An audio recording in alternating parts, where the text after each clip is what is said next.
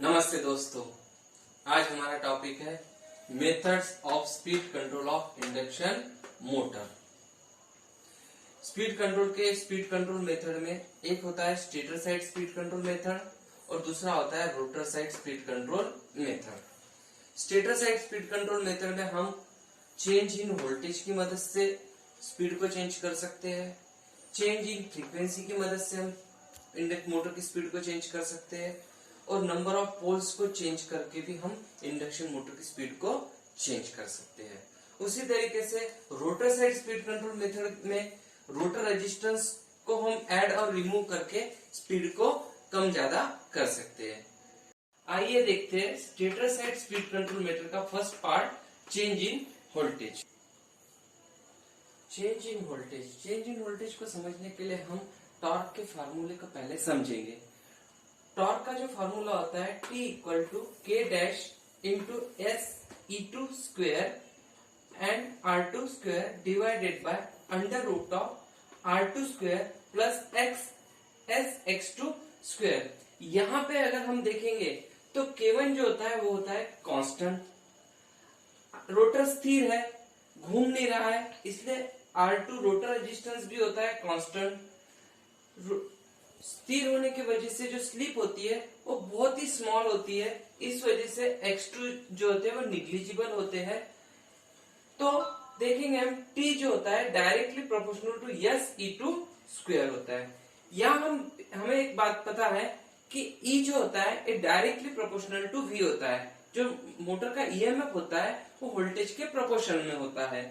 तो देयरफॉर हमें पता है torque is directly proportional to V का स्क्वायर। यानी हम जो अप्लाई करा हुआ वोल्टेज होता है उसमें बदल करेंगे, चेंज करेंगे तो टॉर्क में बदल होगा। अगर वोल्टेज हम कम करेंगे तो मोटर का टॉर्क कम होगा और हम उससे वोल्टेज को बढ़ाएंगे तो मोटर का टॉर्क बढ़ेगा। तो यह मेथड की वजह से हम मोटर का स्पीड को कंट्रोल कर सकते हैं। लेकिन इस स्पीड कंट्रोल मेथड के कुछ ड्रॉबैक्स है, इसकी वजह से हम ये मेथड को बहुत ही कम इस्तेमाल करते हैं। आइए देखते हैं वो drawbacks. Disadvantage of change in voltage. First disadvantage जो होता है, थोड़ी सी स्पीड चेंज करने के लिए हमें वोल्टेज में काफी चेंज करना पड़ता। यह हो गया पहला डिसएडवांटेज। और काफी वोल्टेज चेंज करने की वजह से क्या होता है, इसके फ्लक्स डेंसिटी में भी काफी चेंज होता है। और वो फ्लक्स डेंसिटी में चेंज होने की वजह से क्या होता है, जो मोटर का मैग्नेटिक इंडक्शन होता है वो डिस्टर्ब हो जाता है। इसी वजह से ये जो मेथड है हम बहुत ही कम इस्तेमाल में लाते हैं। चेंज इन फ्रीक्वेंसी की मदद से हम स्पीड को कम या ज्यादा कर सकते हैं। लेकिन इस समय हमें सवाल आता है कि भारत में तो फ्रीक्वेंसी 50 Hz है और हम फ्रीक्वेंसी को कैसा चेंज करते हैं, वो तो कांस्टेंट होती है। इस तरीके से फ्रीक्वेंसी में चेंज करने के लिए हमें स्पेशल जनरेटर सेट सप्लाई अगर हमारे कंपनी में है या जिस मोटर को चेंज करना है जनरेटर सप्लाई है तो ही हम फ्रीक्वेंसी में चेंज कर सकते हैं। और ये एक प्रचलित पद्धत है, बहुत बेस्ट पद्धत है।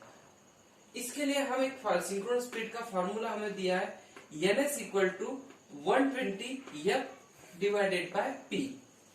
Here F is the supply frequency and P is the number of pole.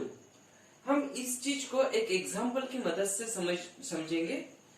जैसे F हम लेते हैं 50 Hz और P लेते हैं हम नंबर ऑफ पोल लेते हैं 4।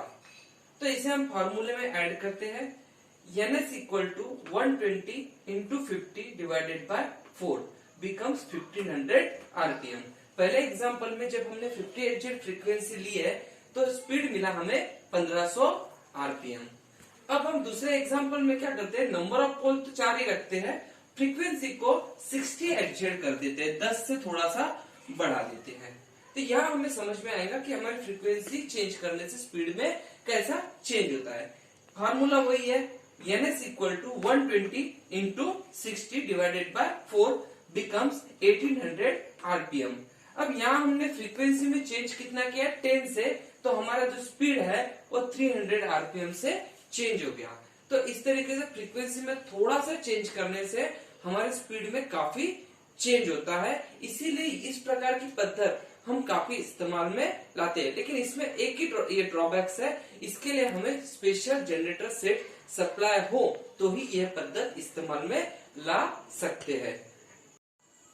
थर्ड मेथड है change in number of stator pole. या हम फिर से सिंक्रोनस स्पीड का फॉर्मूला लेते हैं, ns equal to 120 f divided by p। Here f is the supply frequency and p is the number of stator pole. इसे भी हम एग्जांपल की मदद से समझेंगे। First example, f equal to 50 Hz and number of pole is becomes 4। इसे हम फॉर्मूले में ऐड करते हैं, ns equal to 120 f divided by 4 equal to 1500 RPM।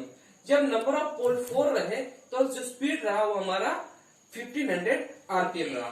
दूसरे एग्जांपल में फिर से हम देखते हैं, f जो है वो सेम 50 Hz लेते हैं और नंबर ऑफ पोल 6 लेते हैं।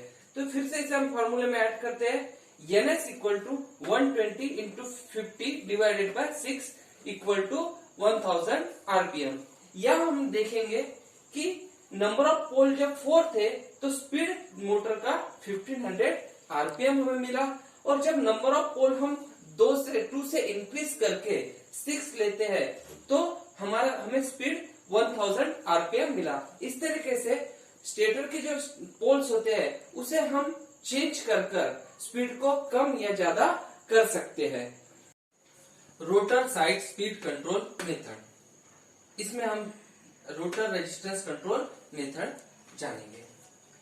यह जो मेथड है स्क्यूरिकल केज इंडक्शन मोटर में इस्तेमाल में नहीं लाई जाती, क्योंकि उसमें एक्सटर्नल रेजिस्टेंस ऐड करने का कोई पार्ट होता नहीं है। यह मेथड केवल स्लिप रिंग इंडक्शन मोटर में इस्तेमाल में लाई जाती है। जैसे डीसी मोटर, शंट मोटर में हम एक्सटर्नल आर्मेचर रेजिस्टेंस ऐड करके उसे कंट्रोल करते हैं, उस तरीके से इस स्लिप रिंग इंडक्शन मोटर में हम एक्सटर्नल रेजिस्टेंस ऐड रिमूव कर सकते with the help of slip ring, और यह मोटर से स्पीड कंट्रोल केवल स्लिप रिंग इंडक्शन मोटर में की जाती है। Okay, thank you.